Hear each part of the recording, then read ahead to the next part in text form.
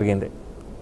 So రెండిట్లో రెండు భిన్నమైనటువంటి అభిప్రాయాలు వెలువరిచారు. అయితే ముఖ్యంగా గతంలో అధికారంలో ఉన్నటువంటి బీఆర్ఎస్ వాళ్ళు ఏమంటారు ఈ పరిపాలన మీద, అలాగే కాంగ్రెస్ వాళ్ళు ఏం చెప్పుకుంటారు, ఎలా వాళ్ళు సమాధానపరుస్తారు అనేది ఈ డిబేట్లో చూద్దాం. మనతో అందుబాటులో ఉన్నారు గారేపల్లి సతీష్ గారు, భారతీయ రాష్ట్ర సమితి నేత, అలాగే నగేష్ నాయక్ గారు, ఏఐసిసి అధికార ప్రతినిధి వచ్చి జాయిన్ అవుతారు మనతో త్వరలోనే.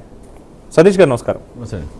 ఈ ఏడాది పరిపాలన దీని మీద మీ ఓపెనింగ్ కామెంట్ ఏంటి? కామెంట్ చేయడానికి ఏం లేదు. ఈరోజు తెలంగాణ సమాజానికి అంతా తెలిసిన విషయమే. ఏడాదిలో 2 లక్షల ఉద్యోగాలు ఇస్తున్నారు, ఇవ్వలేకపోయారు.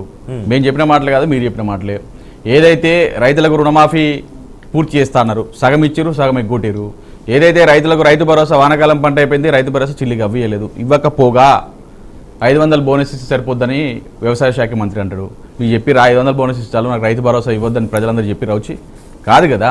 ఈరోజు ఏదైతే నిరుద్యోగాలకు ఉద్యోగాలు ఇస్తా అని చెప్పి మోసం చేసిరు, అక్కడ కూడా అలానే జరిగింది. అంటే ఎక్కడ చూసినా కూడా నిర్బంధ పాలన, ఎక్కడ చూసినా కూడా మరి దిక్కుమాలిన పాలనలో ఈ ప్రభుత్వం నడుస్తూ ఉంది తప్ప చెప్పింది ఒకటి చేసేది ఒకటి. రాహుల్ గాంధీ గారు ఒకటి చెప్తారు, రేవంత్ రెడ్డి గారు ఒకటి చేస్తూ ఉన్నారు.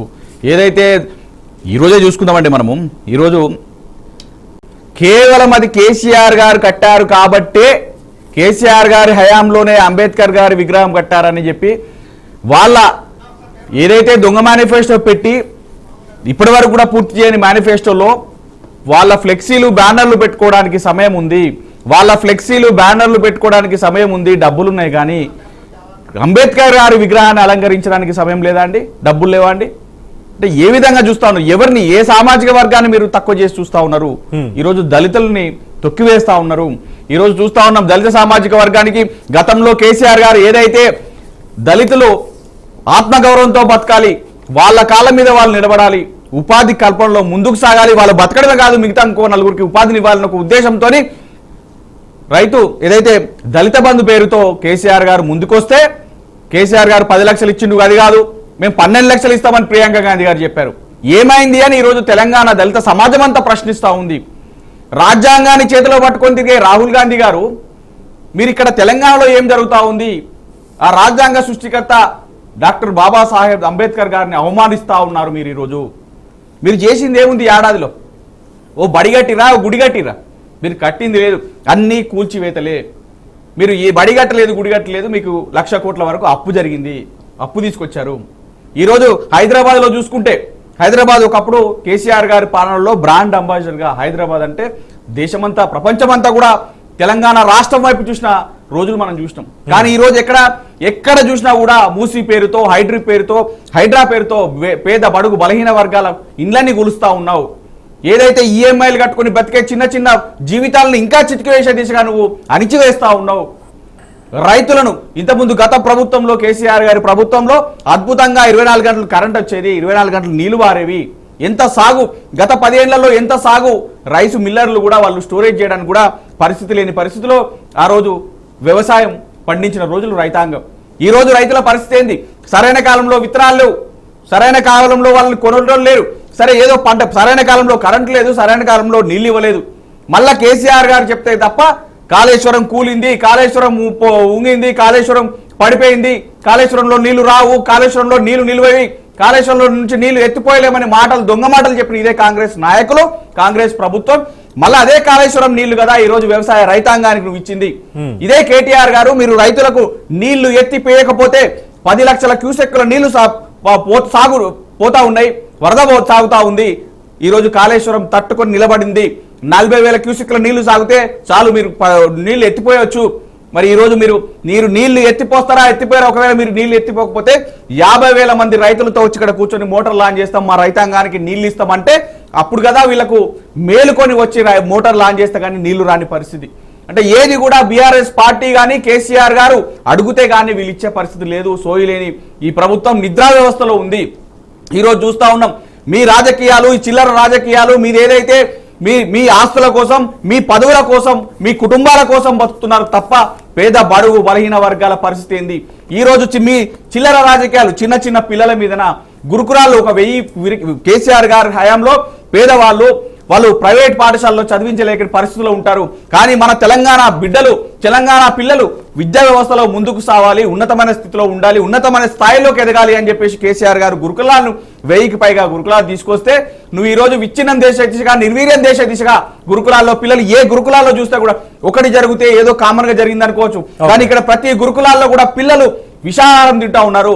అన్నంలో పురుగులు వస్తాయా, సాంబార్లో వానపాములు వస్తాయా, కనీసం ఆడపిల్లలు, చిన్న చిన్న ఆడపిల్లలు టాయిలెట్ వేయడానికి టాయిలెట్స్ కూడా లేని పరిస్థితుల్లో ఈ రోజు గురుకులాల్ని తీసుకొచ్చింది ఈ ప్రభుత్వం కాదా అని యావత్ తెలంగాణ సమాజం ప్రశ్నిస్తా ఉంది. అంటే ఇక్కడ ఒక చిన్న అనుమానం అడగొచ్చా? చెప్పండి. గురుకులాలు ఉన్నారు, అలాగే ఈ టాయిలెట్స్ లేవు అన్నటువంటి దాని మీద గతంలో మీరు అధికారంలో ఉన్నప్పుడే ఒక ఇన్సిడెంట్, అది కూడా భాగ్యనగరానికి దగ్గరలో ఉన్నటువంటి ఒక చోట ఒక స్కూల్ ఓపెనింగ్, సాక్షాత్తు మాజీ ముఖ్యమంత్రి గారి మనవడు కార్పొరేట్ సోషల్ రెస్పాన్సిబిలిటీ అన్న పేరుతోటి వాళ్ళు ఏదో ఫండ్స్ వసూలు చేసి కట్టించి ఇచ్చారు, చాలా చలించిపోయి. అంటే అక్కడ గతంలో ఉన్నటువంటి మీ ప్రభుత్వం ఈ ఒక్క విషయంలో, నేను ఇందైతే మాట్లాడారో నేను దాని గురించి అనట్లా, అక్కడ ఫెయిల్ అయినట్టు భావించకూడదా? మీరు ఒక విషయం గమనించాలి. మనం ఒక చిన్న ఇల్లు కట్టుకుంటే, ఒక ఊర్లో కానీ సిటీలో కానీ ఎక్కడైనా కూడా ఒక చిన్న ఇల్లు కట్టుకుంటే మనకు అప్పుడున్న రోజుల్లో, ఇప్పుడు మన తాతలు ఒకలాగా కన్స్ట్రక్షన్ ఉంటుంది, మన తండ్రులు ఒకలాగా కన్స్ట్రక్షన్ ఉంటుంది. ఈరోజు మనం వచ్చిన యంగ్స్టర్స్, కొత్త జనరేషన్, కొత్త టెక్నాలజీ, రకరకాలుగా పరిస్థితిని బట్టి ఇప్పుడున్న టెక్నాలజీతోని కొత్తగా పిల్లలకు వాష్రూమ్స్ ఇచ్చేదే తప్ప దానిలో వేరే ఏం లేదు. అంటే ఈ ప్రభుత్వానికి కూడా మనం చెప్పేది ఏంటంటే, ఇప్పుడు కేసీఆర్ గారికి కట్టింది కదా వదిలేద్దాం. ఈరోజు అంబేద్కర్ గారి వర్ధంతి సందర్భంగా కేసీఆర్ గారు కట్టి, మీరు వెళ్ళిన మైకులు పట్టుకుని, మీరు కెమెరాలు పట్టుకుని వెళ్ళండి, మోసిపోయినట్టుందా లేదా ఈరోజు అంబేద్కర్ గారు? మరి నువ్వు ఎట్లా మాట్లాడుతారండి? ఏం మాట్లాడుతారండి ఈ నాయకులు? రాజ్యాంగాన్ని చేతులు పట్టుకుని నువ్వు ఎవరికి విలువ ఇస్తున్నావు, ఎవరిని గౌరవిస్తూ ఉన్నావు? అది కాదు కదా. అంటే ఎప్పుడు చూసినా కూడా నువ్వు గత సంవత్సర పాలనలో నువ్వు ఏ రోజన్నా కేసీఆర్ గారి పేరు లేకుండా ప్రెస్ మీట్ పెట్టావా? ఏ రోజన్నా కేటీఆర్ గారి పేరు లేకుండా ప్రెస్ మీట్ పెట్టావా? ఈ రోజు ప్రజలు అడుగుతా ఉన్నారు. ప్రతిపక్షం బాధ్యత అది, కేసీఆర్ గారి పేరు తీసుకొస్తారు, నా పేరు తీసుకురారు, అదే అంటున్నారు కదా. మీరు అంటారు ప్రతిపక్షం బాధ్యత అని మీరు అంటూ ఉన్నారు. ఇప్పుడు కూడా సేమ్ మీ బాధ్యత అదే చేస్తున్నారు కదా. ఈ రోజు ప్రజలు మాకు ఇచ్చిన హక్కు, మమ్మల్ని ప్రతిపక్షంలో ఉంచారు. ప్రశ్నించే గొంతుకగా మాకు బీఆర్ఎస్ పార్టీకి, బీఆర్ఎస్ నాయకులకు, బీఆర్ఎస్ కార్యకర్తలందరికీ కూడా ప్రశ్నించే గొంతుకగా ఈ రోజు ప్రజలు మమ్మల్ని ముందుంచారు. ఈ రోజు మేము ప్రశ్నిస్తా ఉంటే మీరు నిర్బంధించడం ఎంతవరకు సమన్వయం చెప్తా ఉన్నాం, ఎంతవరకు సమంజసం? ఈ రోజు మేము చెప్తా ఉన్నాం, ఏదైతే నిరుద్యోగుల ఉద్యోగాలను అడ్డు పెట్టుకుని మీరు ఉద్యోగాలు సాధించారు, వాళ్ళు రోడ్ల మీదకి వచ్చి వాళ్ళని లాఠీ చార్జ్ చేస్తే మేము ప్రశ్నిస్తామని ముందుకెళ్తే మమ్మల్ని అరెస్టులు చేస్తా ఉంటారా? ఏదైతే రైతుల రుణమాఫీ కానీ, రైతు భరోసా ఇవ్వాలని రైతుల తరఫున మేము వెనుకుండి మేము పోరాటం చేస్తే మీరు మమ్మల్ని నిర్బంధిస్తా ఉన్నారు. ఏదైతే గురుకులాల చిన్న చిన్న పిల్లలు విషాహారం తిని రోడ్ల మీదకి వచ్చి చిన్న పిల్లలు భుజాన వేసుకుని హాస్పిటల్కి వెళ్తే హాస్పిటల్లో నాణ్యమైన వైద్యం లేదు. ఏం చేస్తా ఉంది ఈ వైద్య శాఖ? ఏం చేస్తా ఉన్నారు? ఈ విద్యాశాఖ ఎక్కడ పోయింది? అసలు విద్యాశాఖ మంత్రి ఉన్నాడా అని ఈరోజు తెలంగాణ ప్రజలు అడుగుతా ఉన్నారు. రైట్. సో ఓవరాల్ గా ఈ 1 year పాలనకి మీరు ఇచ్చేటువంటి మార్కులు ఎన్ని? అంటే 1 to 10 లోపల తీసుకుంటే ఎన్ని మార్కులు ఇస్తారు? 1 to 10 లోపల నన్ను కాదు మిమ్మల్ని అడిగింది. మీరు రండి, నా వెంట రండి, ప్రజలందరూ యావత్ తెలంగాణ సమాజాన్ని అడగండి. ఏం చేసిండయా ఈ కాంగ్రెస్ ప్రభుత్వం అంటే చెప్తారు. గుండు సున్నా. వాళ్ళు చేసింది ఏం లేదు. తెలంగాణ రాష్ట్రానికి ఇంకొన్ని అప్పులు తీసుకొచ్చారు తప్ప తెలంగాణ రాష్ట్రానికి కానీ, తెలంగాణ రాష్ట్ర ప్రజలకు కానీ, తెలంగాణ యావత్ యువలోకానికి కానీ మీరు నీళ్ళు తీసుకొచ్చింది లేదు, ఓ బడి కట్టింది లేదు, ఓ గుడి కట్టింది లేదు, యువకులకు ఏదైనా పరిశ్రమలు తీసుకొచ్చింది లేదు. ఏం స్టార్ట్ చేసావు మీరు? ఏమైనా కూడా పొద్దున్న లేస్తే వాళ్ళ ఆస్తులు కాపాడుకోవడానికి, వాళ్ళు ఆస్తులు సంపాదించుకోవడానికి, వాళ్ళ పదవులు కాపాడడానికి వాళ్ళకు టైం సరిపోవట్లేదు. ఇప్పటి నుంచి ఢిల్లీకి ఎన్నిసార్లు వెళ్ళారు? 26 సార్లు 28 సార్లు ఢిల్లీకి వెళ్ళు, కనీసం 20 రూపాయలు తెలంగాణ రాష్ట్రానికి తీసుకొచ్చి రాని ఈరోజు తెలంగాణ సమాజం ప్రశ్నిస్తా ఉంది. ఓకే, ఒక దగ్గరికి వెళ్ళినప్పుడు నువ్వు ఢిల్లీకి వెళ్ళినప్పుడు నువ్వు బడే బాయ్ అంటావు, చోట బాయ్ అంటావు, ఓకే వెల్కమ్.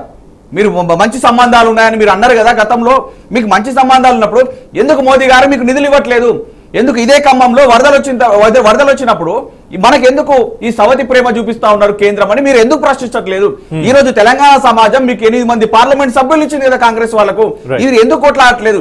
కనీసం అసలు పార్లమెంట్ లో తెలంగాణ అనే ఒక పేరు రాకుండా, తెలంగాణ అనే ఒక పేరు వినరాకుండా ఏదైతే వ్యవస్థలో వాళ్ళు ఉన్నారంటే మనం ఎక్కడున్నాం? మన ఎంపీలు నిద్రా వ్యవస్థలు ఉన్నారా, పడుకున్నారా, ఏం చేస్తా ఉన్నారు? వీళ్ళని ఏ విధంగా మనం నమ్ముతాం? రేపు ఏ విధంగా వీళ్ళు మన తెలంగాణ ప్రజలకు, తెలంగాణ సమాజానికి వీళ్ళు ఏం తీసుకొస్తారు, ఏం నిధులు తీసుకొస్తా ఉన్నారని సమాజం మొత్తం అడుగుతా ఉంది.